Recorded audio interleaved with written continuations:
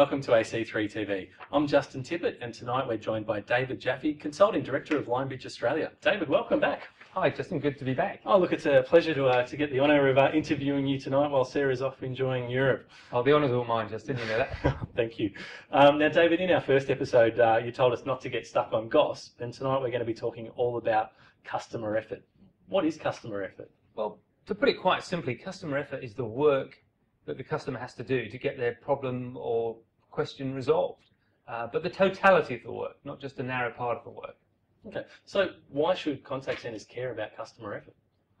That's a very good question. Well, there was some research in the United States a couple of years ago that showed that customer effort was actually a better predictor of customer profitability and long-term customer loyalty than conventional measures like customer satisfaction and Net Promoter Score. But what we really like about it is that the effort shows us the work not just for the customer, but for the business.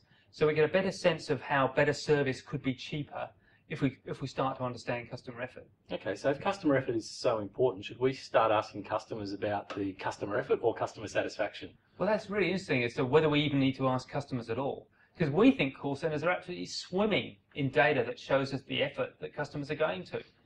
The question is, can we bring all that effort together, all those measures together, to get a really good measurement that we can then do something with to drive improvement? After all, that's why we measure stuff. It isn't just to get a score, it's to drive improvement. Sure, okay, so I mean, you're right. I mean, customer contact centres are swimming in data, and I guess one of the other advantages is it's free.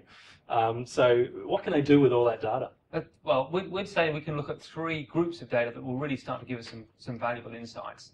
The first is what we think of as the customer contact rate, as in how often are they having to make contact, but not a conventional measure of our average calls per query, but the rate of calls per 1,000 customers or per 1,000 accounts. We call it CPX, which really gives us a measure of the complexity that the customer's having to deal with.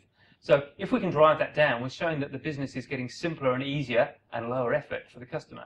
So that's the first area.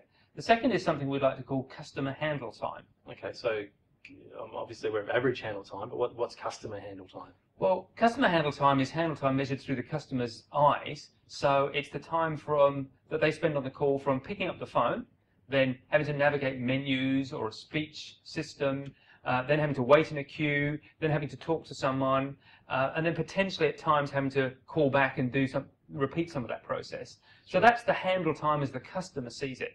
And we think that really starts to show what's going on. But the interesting thing about customer handle time is not just how long it is on average, but how much it varies. So how many customers are actually having a 10-minute handle time in total? Because by the time they've navigated, by the time they've waited and then spoken to someone, what we think of as a 5 or 6 minute call is more like 10 minutes. Sure. Now, we also find a huge percentage of the work in a call centre is actually tied up in the really long calls.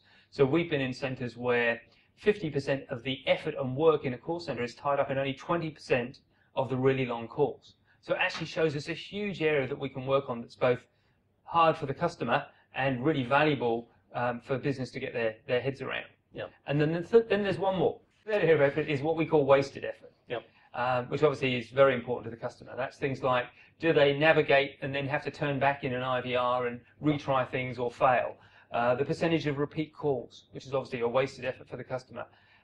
Things like hold time, where customers are frustrated, and then things like unplanned transfers, where they get through to the wrong skill, have to identify themselves, and then get transferred to somewhere else and have to repeat the whole process. So obviously they think of that as wasted effort. So all those things are great indicators of effort for the customer that are very valuable for the business to understand. Yeah, and I think, as you said, most contact centres would have access to all that data already, so it's within their own systems. It's nothing they have to go and buy off the shelf. Correct, absolutely.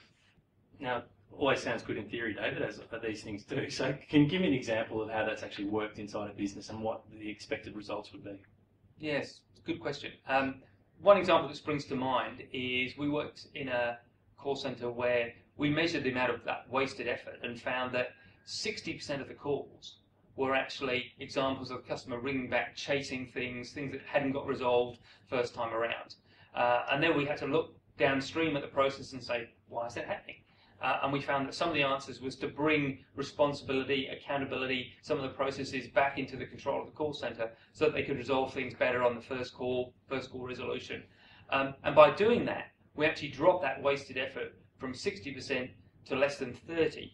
We would have liked to go even further. But of course, that took away 30% of the effort of the call centre. So it was a tremendous win for the customer, a tremendous reduction in their effort, and a great financial gain for the call centre as well. Yep, terrific. Name names. I'm only joking. Okay, look, so every time we do one of these segments, you normally have some goodies that you have on the website for people to learn a little bit more. What can they expect in terms of customer effort? Well, on our website, there's a really interesting paper we've just written called The 5 Myths of Customer Effort that I think will give a lot more detail than I've been able to get through today, that I hope the viewers will get some value from. Fantastic. All right. Well, make sure you go to www.limebridge.com.au, and as David said, you can download the paper on the 5 myths of customer effort. David, thank you again. Thank you, Justin. Much enjoyed, and we'll see you back here on Ac3TV for our next episode. Look forward to it. Cheers.